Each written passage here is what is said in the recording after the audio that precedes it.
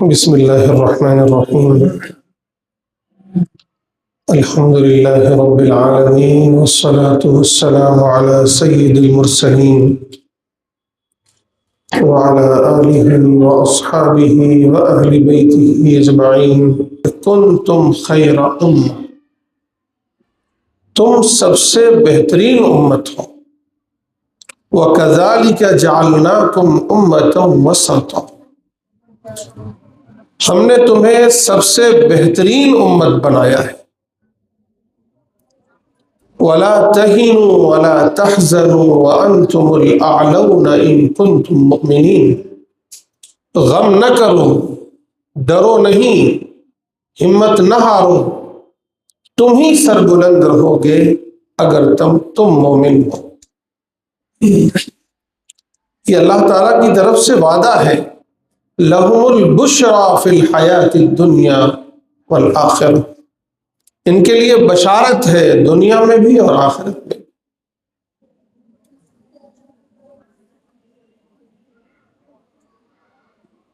پورا قرآن پڑھیے، آپ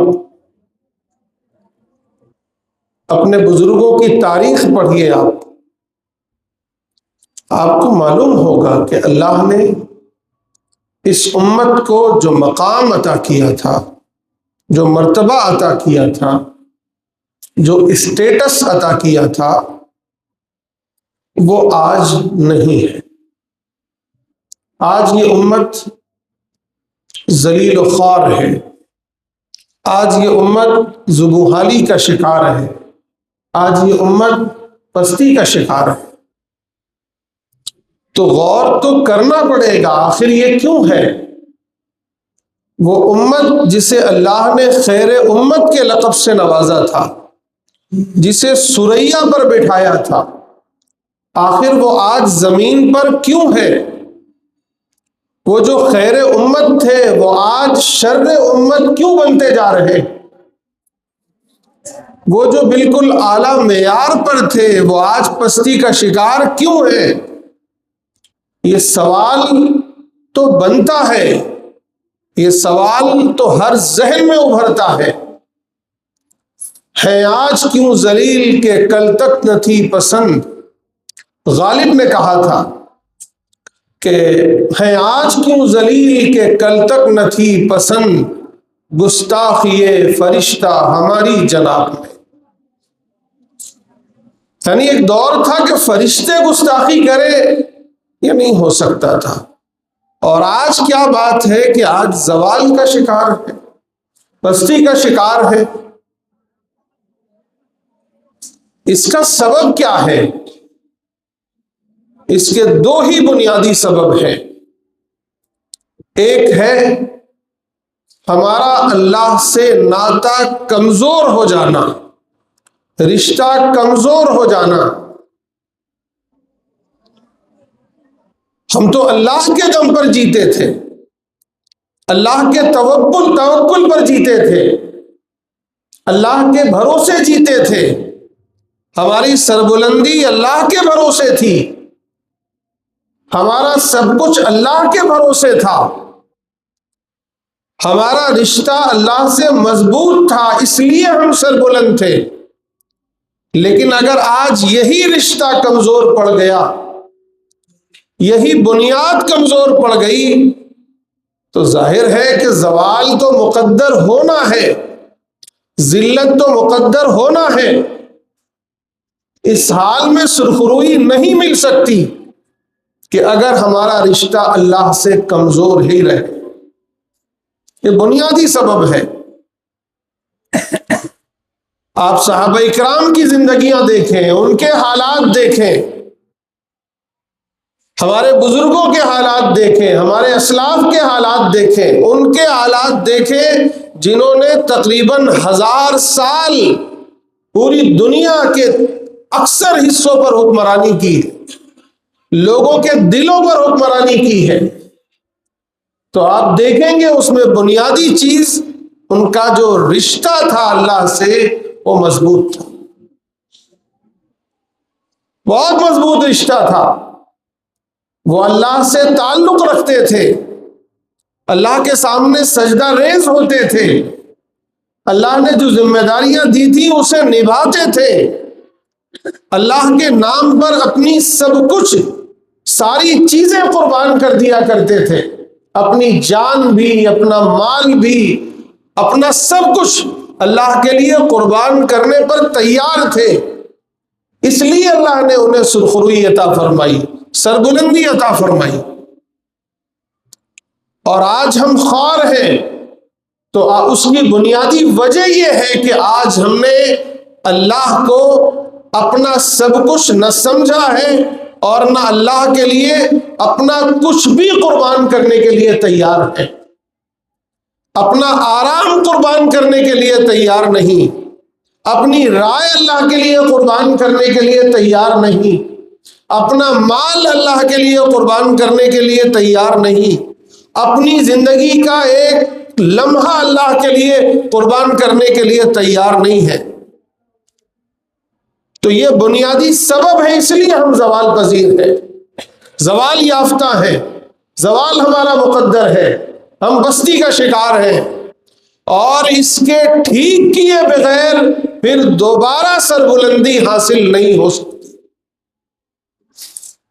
ہم کچھ بھی حاصل کر لیں، اگر ہمارا رشتہ اللہ سے مضبوط نہیں ہوتا ہے، ہمارا ناطہ اللہ سے مضبوط نہیں ہوتا ہے، ہم اللہ سے اپنے تعلقات کو بہتر نہیں کرتے ہیں، ہم اپنے رب کو راضی نہیں کرتے ہیں، تو ہمارے حالات سدھرنے والے نہیں ہیں۔ یاد رکھیے، سب سے پہلا کام ہمارا یہ ہے کہ ہم اللہ سے دوستی کر لیں۔ وہ جو بیر کر رکھا ہے ہم اللہ سے، دشمنی پال لی ہے ہم نے احکم الحاکمین سے، اسے ٹھیک کریں، توبہ کریں اللہ کے سامنے، روئیں گڑ گڑائیں، اپنے حالات کو درست کریں، جو نافرمانیاں کر رہے ہیں اسے درست کریں، فرما برداری میں جھک جائیں، سر تسلیم خم کر لیں، اللہ سے باتیں کریں، اللہ سے روئیں، جو غلطی ہے اس کا احساس پیدا کریں، جو گناہ ہے، جو جرم ہے اس کا احساس پیدا کریں۔ اگر غور کریں گے ہم اور آپ، دیکھیں گے دو بڑے جرم اس ناحیے سے ہم نے کیے۔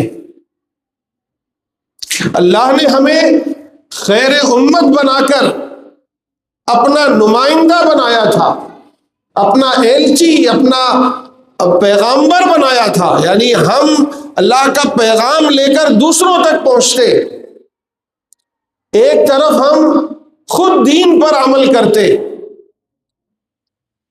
دین کی عملی مثال قائم کرتے، ہماری زندگیاں، ہمارا گھر، ہمارا خاندان، ہمارا معاشرہ اسلام کا جیتا جاگتا نمونہ ہوتا۔ یہ مطالبہ تھا ہم سے، ہم نے اس میں جرم کی حد تک غفلت برتی ہے۔ آج ہماری زندگیاں یکسر اسلام کی بنیادوں سے خالی ہے، اسلامی اصولوں سے خالی ہے۔ ہمارا اٹھنا، ہمارا بیٹھنا، ہمارا بولنا، ہمارا چلنا، ہمارا لباس، ہمارا کاروبار، ہمارا رہن سہن، سب کچھ ہے، وہاں اسلام نہیں ہے، دین نہیں ہے، دین کی بنیادیں نہیں ہے، دین کے اصول نہیں ہے۔ آپ غور کریے، صحابہ کرام جہاں جاتے تھے وہ اسلام کے جیتی جاگتی تصویر بنتے تھے۔ جس جگہ گئے لوگوں نے انہیں دیکھ کر اسلام کو سمجھا۔ بہت مشہور واقعہ ہے، 8 صحابہ کرام چائنا گئے، مقصد تھا اللہ کے دین کی تبلیغ، ساتھ ہی ساتھ وہ تجارت کیا کرتے تھے۔ 8 شہروں میں انہوں نے قیام کیا اور وہاں تجارت کرنا شروع کیا، کاروبار کرنا شروع کیا۔ لیکن ظاہر ہے کہ صحابہ اکرام کو جو اصول تجارت رسول اللہ صلی اللہ علیہ وسلم نے سکھائے تھے، اس کا مقصد یہ تھا انسانیت کو نفع پہنچانا، صرف اپنا جیب بھرنا نہیں تھا، آج ہمارا حال کیا ہے کہ ہمارا جیب بھر جائے، چاہے وہ دھوکہ ہو، چاہے وہ کم ناپ تول کے ہو، چاہے وہ جھوٹ بول کے ہو، چاہے وہ دھوکہ دے کے ہو، لیکن کسی طریقے سے ہمارا جیب بھر جائے۔ لیکن ان کا یہ رویہ نہیں تھا، وہ تو اس لیے کاروبار کرتے تھے کہ اپنا بھی کام چلے، اپنا بھی پیٹ بھرے، اپنی بھی ضرورت پوری ہو، اور انسانیت کو نفع ملے، انسانیت کو فائدہ پہنچے، اللہ کے بندوں کو خیر پہنچے، اللہ کے بندوں کو نفع پہنچے۔ چنانچہ وہ 8 شہروں میں انہوں نے کاروبار کیا، تجارت کرتے رہے، اس طرح تجارت کی کہ لوگ ان پر فریفتہ ہو گئے، عوام ان پر مرنے لگی۔ لیکن ظاہر ہے کہ جو دوسرے تاجر تھے ان کی تو دکانیں ٹھنڈی پڑنے لگی، ان کے ہاں کوئی جائے ہی نہ، ان سے کوئی کاروبار ہی نہ کرے، ان سے کچھ خریدے ہی نہ، ان کی دکانیں، ان کے مارکیٹ ٹھنڈے پڑ گئے۔ انہوں نے بادشاہ کو شکایت کی کہ یہ غیر ملکی آ گئے ہیں یہاں، انہیں یہاں سے بھگائیے ورنہ یہ یہاں قبضہ کر لیں گے، لوگ ان کے دیوانے ہوتے جا رہے ہیں، آپ کے دشمن ہو جائیں گے۔ بادشاہ نے بلایا، کیا بات ہے بھائی تمہارا، تم یہاں کیوں آئے ہو؟ انہوں نے کہا ہم تو تجارت کرنے آئے ہیں، اور تجارت بھی اس طرح کرتے ہیں کہ لوگوں کو فائدہ پہنچائے۔ ان کی گفتگو بادشاہ نے سنی، اس نے کہا ٹھیک ہے، آپ اچھے لوگ ہو، اپنا کام کرو۔ لیکن کہاں وہاں کے کاروباریوں سے کہاں رہا جاتا تھا، ان کے مارکیٹ تو ٹھنڈے پڑ گئے تھے۔ انہوں نے پھر شکایت کی، رشوت دی، اور کسی طریقے سے بادشاہ کو راضی کیا کہ ان کو یہاں سے نکالا جائے، یہ یہاں رہیں گے تو ہمارے دیش کے لیے خطرہ ہے۔ چنانچہ بادشاہ نے حکم دیا کہ ان 8 کے 8 لوگوں کو یہاں سے نکال دیا جائے، شہر بدر کر دیا جائے۔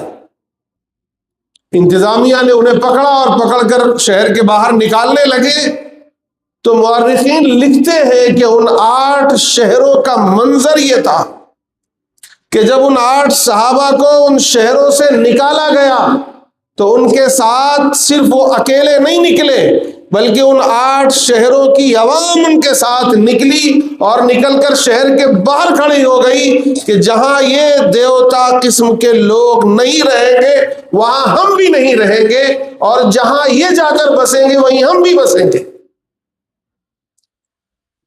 یہ تھی مثال قرن اول کے مسلمانوں کی، یہ تھی مثال صحابہ کرام کی، یہ تھے وہ مسلمان جنہیں دیکھ کر لوگ فریفتہ ہو جایا کرتے تھے، یہ تھے جہاں جاتے لوگوں کے دلوں پر حکمرانی کیا کرتے تھے، لوگوں کے دلوں کو فتح کیا کرتے تھے۔ میرے بھائیو، آج ہمارا حال کیا ہے؟ آج ہم جہاں جاتے ہیں لوگ ہم سے نفرت کرتے ہیں، لوگ ہم سے دور بھاگتے ہیں، ہمارے اخلاق سے، ہمارے کردار سے آج ہماری پہچان بنتی جا رہی ہے کہ مسلمان ہے تو یہ جھوٹ بولے گا، مسلمان ہے تو یہ دھوکہ نہیں کرے گا، مسلمان ہے تو اس کے یہاں مال ٹھیک نہیں ملنے والا ہے۔ یہ الٹی پہچان ہو گئی ہے، تو بتائیے کہاں سے سرخروئی ملے گی؟ اللہ تعالی ہم سے راضی کیسے ہوں گے؟ اس کو سمجھنے کی ضرورت ہے میرے بھائیوں۔ اللہ نے ہمیں اپنے دین کا نمائندہ بنایا ہے، ایلچی بنایا ہے کہ تم جہاں ہو بحیثیت مسلمان اسلام کے نمائندے، تمہارا قول، تمہارا عمل، تمہارا کردار، تمہاری بول چال، تمہارا رہن سہن، تمہارا گھر، تمہارا معاشرہ اسلام کی جیتی جاگتی تصویر بن جائے، لوگ تمہیں دیکھیں تو اسلام دیکھ سکیں، لوگ تمہاری گفتگو سنیں تو اسلام سن سکیں، تمہارا کاروبار دیکھے تو اسلام کی عملی تصویر دیکھ سکے، تمہارا معاشرہ دیکھے تو اسلام کی عملی تصویر دیکھ سکے۔ ہم میں سے اکثر کو شکایت ہوتی ہے کہ ہمارے ساتھ بھید بھاؤ کیا جاتا ہے، انتظامیہ کی طرف سے کیا جاتا ہے، اور یہ ہوتا ہے اور وہ ہوتا ہے، فلاں کی سازش ہو رہی ہے اور فلاں کی سازش ہو رہی ہے۔ یہ ہماری ہر مجلس میں یہ گفتگو ضرور ہوتی ہے، لیکن میرے بھائیوں اگر آپ غور کرو تو دوسروں کی جو اقبال کی زبان میں دوسروں کی جو عیاری ہے وہ ایک طرف، ہماری اپنی سادگی، ہماری بے عملی اور ہمارے اپنے کرتوت اس سے آگے ہیں۔ یاد رکھیے قرآن مجید میں اللہ تعالیٰ ارشاد فرماتے ہیں وَإِن تَصْبِرُوا وَتَتَّقُوا لَا يَضُرُّكُمْ كَيْدُهُمْ شَيْئًا، اگر تم صبر سے کام لیتے ہو، تقوی اختیار کرتے ہو، تو یاد رکھو کوئی لاکھ تم پر سازش کرے، تمہارے خلاف سازش کرے، ان کی سازشیں ناکام ہو جائیں گی، اللہ تمہیں کامیاب کرے۔ شرط یہ ہے کہ تم تقوی اختیار کرو اور صبر سے کام لو۔ تم اسلام کے نمائندے بن کر تو دکھاؤ۔ یاد رکھیے جہاں ہیں ہم اسلام کے نمائندے، جہاں کہیں ہم اپنے عمل اور اپنے کردار سے اسلام کی غلط تصویر پیش کرتے ہیں، یاد رکھیے اللہ تعالیٰ معاف نہیں کرنے والے۔ تم خود تو ڈوبے ہو، دوسروں کو بھی ڈبا رہے ہو۔ تم خود تو اسلام سے دور ہوتے جا رہے ہو، دوسروں کو بھی دور کرتے جا رہے ہو۔ تم خود تو جہنم کا راستہ اپنا رہے ہو، دوسروں کو بھی جہنم کی طرف جانے پر مجبور کر رہے ہو، کیونکہ لوگ جب دیکھتے ہیں تو قرآن بعد میں پڑھتے ہیں، سیرت کی کتابیں بعد میں پڑھتے ہیں، پہلے تمہیں دیکھتے ہیں، تمہارا کاروبار دیکھتے ہیں، تمہاری بول چال سنتے ہیں، تمہیں دیکھتے ہیں۔ اس لیے پہلا تقاضا یہ ہے میرے بھائیوں کہ ہم اللہ سے رشتہ مضبوط کریں، اور اللہ ہم سے چاہتا یہ ہے، اس رشتے کا سب سے پہلا تقاضا یہ ہے کہ ہم اسلام کے نمائندے بن جائیں جہاں کہیں بھی، ہمارا عمل بتائے کہ اسلام کیا ہے، اور دوسری طرف یہ کہ ہم لوگوں کے سامنے اپنے قول سے، اپنی زبان سے، یا جس ناحیے سے ہو سکتا ہے، جس حد تک کر سکتے ہیں، اللہ کا پیغام اللہ کے بندوں تک پہنچائے۔ یہ ہم سے مطالبہ ہے ایک طرف۔ دوسری طرف میرے بھائیوں اپنے آپ کو ہم اخلاقی اعتبار سے اتنا بلند کریں کہ لوگ ہم سے متاثر ہوں، لوگ ہمیں دیکھیں تو انہیں لگے ہاں واقعی یہ الگ مخلوق ہے، یہ عام انسانوں میں تو نہیں ہے، ان کے اندر یہ تبدیلی کہاں سے آ گئی ہے؟ اس دور میں جب ساری دنیا گالی گلوچ کرتی ہے، یہ لوگ گالی گلوچ کیوں نہیں کرتے؟ اس دور میں جب ساری دنیا بے حیائی کی طرف جا رہی ہے، یہ لوگ اپنے آپ کو بے حیائی سے بچا کر کیوں رکھتے ہیں؟ اس دور میں جب لوگ دوسروں پر ظلم کر رہے ہیں، یہ لوگ آخر دوسروں کے ساتھ بھلائی کیوں کر رہے ہیں؟ یہ دور جب لوگ اپنے سگے بھائیوں کا حق مار مار کے بیٹھے ہوئے ہیں، اپنے والدین کا حق ادا نہیں کر رہے ہیں، یہ کون سی مخلوق ہے کہ یہ تو ہم غیر مسلموں تک آ کر، دور دراز آ کر ہمارے حقوق ادا کر رہے ہیں، ہمارے ساتھ بھلائی کر رہے ہیں؟ یہ نظر آنا چاہیے میرے بھائی، اور یہی ہماری پستی کی بنیادی وجہ ہے۔ دوسری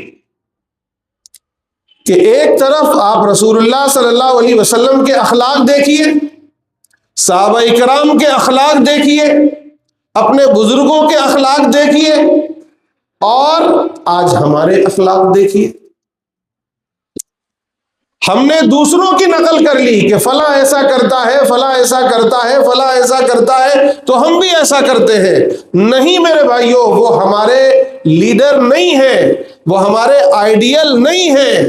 ہمارے آئیڈیل تو ہمارے نبی ہیں، ہمارے آئیڈیل تو ہمارے صحابہ ہیں، ہمارے آئیڈیل تو ہمارے نبی کے گھر والے ہیں، اہل بیت ہیں، ہمارے آئیڈیل ہمارے اسلاف ہیں. ان کے نقش قدم پر چلو. تم دنیا کو دیکھ کر مت چلو. تم یہ سمجھتے ہو کہ کوئی میرے ساتھ برائی کرتا ہے تو میں بھی برائی کروں، یہ نبی کا اسوہ نہیں ہے. تم یہ سمجھتے ہو کہ کوئی مجھے محروم کرتا ہے، نہیں دیتا ہے تو میں بھی اسے نہیں دوں گا، یہ نبی کے اخلاق نہیں ہیں. نبی کے اخلاق تو وہ ہے کہ کوئی اگر آپ کو محروم کرے تو آپ اسے عطا کرو. میں پچھلے ہفتے بھی کتنے واقعات سنا چکا ہوں، پھر سناتا ہوں میں آپ کو. ایک شخص آیا، ایک یہودی، جس سے رسول اللہ صلی اللہ علیہ وسلم نے قرض لیا ہوا تھا. وہ آیا اور اس نے زور سے اپنا رسول اللہ صلی اللہ علیہ وسلم کا گریبان پکڑتا ہے. آپ غور کیجئے، کون؟ رسول اللہ صلی اللہ علیہ وسلم، امام الانبیاء. اور اس وقت مدینے میں آپ کی حیثیت ایک حکمراں کی تھی. آپ مدینے کے مختار کل تھے گویا. جیسے ایک بادشاہ ہوا کرتا ہے، نبی کو ہم بادشاہ نہیں کہہ سکتے، آپ نبی برحق تھے. آپ وہاں کے لوگوں کے لیڈر تھے، آپ حکمراں تھے. ایسی کنڈیشن میں ایک شخص آتا ہے، ایک یہودی، اور آپ کا گریبان پکڑتا ہے اور کہتا ہے کہ محمد، جو تم نے مجھ سے قرض لیا تھا مجھے دو. بدتمیزی کرتا ہے، گستاخی کرتا ہے آپ کی شان میں. حضرت عمر قریب ہوتے ہیں، فوراً اسے جھڑکتے ہیں، گستاخ کیا کرتا ہے، چھوڑ نبی کو. اور نبی سے اجازت چاہتے ہیں، اللہ کے نبی اگر آپ اجازت دے تو میں اپنی تلوار سے اس کی گردن مار دوں. اسے ڈانٹتے ہیں، ڈپٹتے ہیں. رسول اللہ صلی اللہ علیہ وسلم مسکراتے ہیں اور فرماتے ہیں، عمر، تمہیں اس سے بہتر کام کرنا چاہیے تھا. اس سے کہتے کہ اس طرح قرض کا مطالبہ نہیں کیا جاتا ہے. قرض کا مطالبہ بڑے ادب سے یا خیر کے ساتھ، آسانی کے ساتھ کیا جاتا ہے. ویسے کرو. اور مجھ سے کہتے آپ کہ آپ اس کا قرض ادا کر دیجئے. آپ کو اسے ڈانٹنا نہیں تھا. ایسا کرو، ابھی 2 دن وہ مدت باقی ہے، ابھی 2 دن باقی ہے جس دن قرض ادا کرنا تھا. یہ 2 دن پہلے آ کر کے قرض کا مطالبہ کر رہا تھا. رسول اللہ صلی اللہ علیہ وسلم نے حضرت عمر سے فرمایا، اس کا جو بھی قرض ہے واپس کر دو، دے دو، اور 20 صاع کھجوریں اسے اور دے دو، زائد دے دو. کیوں؟ کیونکہ تم نے اسے برا بھلا کہا ہے، تم نے اسے ڈانٹا ہے، اسے ڈرایا ہے، دھمکایا ہے. اس کے بدلے میں 20 صاع کھجوریں اور دے دو. فوراً حضرت عمر نے حکم کی تعمیل کی.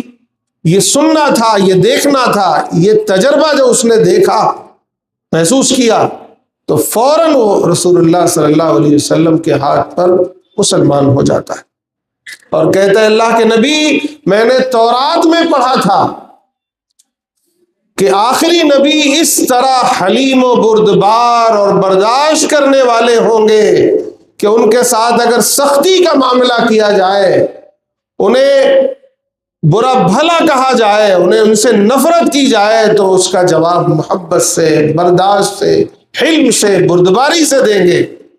میں صرف یہ جانچنے کے لیے آیا تھا کہ آپ کیا وہی آخری نبی ہیں یا نہیں ہیں.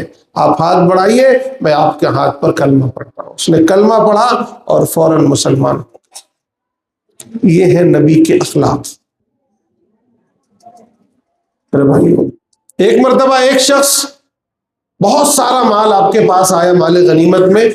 ایک دیہاتی آیا اور اس نے آ کر زور سے، آپ چادر اوڑھا کرتے تھے، چادر تھی، اس چادر کو زور سے پکڑ کر کھینچا. اے محمد، یہ جو کچھ مال آپ کے پاس آیا ہے مجھے دیجئے، یہ مال آپ کا نہیں ہے، یہ اللہ کا ہے. رسول اللہ صلی اللہ علیہ وسلم اس کی طرف متوجہ ہوئے، مسکرائے مسکرائے. آپ غور کیجئے. اور وہ اتنی تیزی سے چادر کو کھینچا تھا کہ گردن میں نشان پڑ گیا تھا. آج کے جیسے ململ کے کپڑے تو ہوتے نہیں تھے. کھردری چادر اس وقت کا کپڑا، زور سے کھینچا، گلے میں نشان آ گیا. آپ نے اف بھی نہ کہا، اس کی طرف دیکھ کر مسکرائے اور لوگوں سے کہا اسے جتنا مال چاہیے دے دو اسے. ایک لفظ نہیں کہا، دے دیا، لیکن چلا گیا خوشی خوشی اپنی قوم میں گیا اور کہا لوگوں جاؤ محمد کے پاس، جاؤ بہت مال دیتے ہیں وہ، جاؤ جتنا چاہیے اتنا لے آؤ وہاں سے. یہ رسول اللہ صلی اللہ علیہ وسلم کے اخلاق تھے. ہم اور آپ ہوتے تو اچھا اس طرح مال مانگا جاتا ہے، اور ہمارے چاہنے والے ہوتے تو، ہمارے مریدین ہوتے تو ٹوٹ پڑتے اس پر. لیکن قربان جائیے رسول اللہ صلی اللہ علیہ وسلم کے اخلاق پر. میرے بھائیو، میں بارہا یہ بات آپ سے کہہ رہا ہوں، یہ دو بنیادیں جب تک ہم اپنی ٹھیک نہیں کریں گے، آپ کچھ بھی کر لو، کچھ بھی کر لو، حالات بدلنے والے نہیں ہیں. ایک یہ کہ اپنا رشتہ اپنے رب سے مضبوط کرو، اللہ سے ناطہ مضبوط کرو، اپنے رب کو راضی کرو، اس کی فرما برداری کرو، اس کے سامنے سر تسلیم خم کر دو، رو گڑ گڑاؤ، توبہ کرو، اپنے حالات کو درست کرو، اللہ کو منا لو، اللہ سے دوستی کر لو. اور دوسرے یہ کہ نبی کے اخلاق کو اپناؤ. ہم جس اخلاقی پستی میں گر چکے ہیں اس سے اٹھاؤ اپنے آپ کو. ہم تو دوسری قوموں سے بھی زیادہ بدتر ہو چکے ہیں اخلاقی اعتبار سے. یہ ہماری شایان شان نہیں ہے، یہ خیر امت کی شان نہیں ہے. اس سے اوپر اٹھاؤ، نبی کے اخلاق کو اپناؤ، اور اس طرح اپناؤ کہ نبی کے اخلاق ہمارے اخلاق میں نظر آئے. لوگ ہم سے متاثر ہوں گے، پھر دیکھیں گے آپ، پھر ہمارا گھر، ہمارا خاندان، ہمارا معاشرہ جنت بن جائے گا. آپ دیکھیں گے. بہت بنیادی شے ہے یہ. یاد رکھیے، ہمارے اور آپ کے حالات درست نہیں ہو سکتے جب تک کہ یہ دو بنیادیں ہم ٹھیک نہ کر لیں. ایک یہ کہ اپنا رشتہ اللہ سے مضبوط کر لیں، اور دوسرے یہ کہ اپنے اخلاق کو بہتر کریں، اپنے اخلاق کو نبی کے اخلاق پر ڈھال لیں. دیکھیں گے پھر انقلاب آئے گا. اللہ تعالیٰ مجھے بھی اور آپ سب کو بھی عمل کی توفیق نصیب فرمائے. وآخر دعوانا ان الحمد للہ.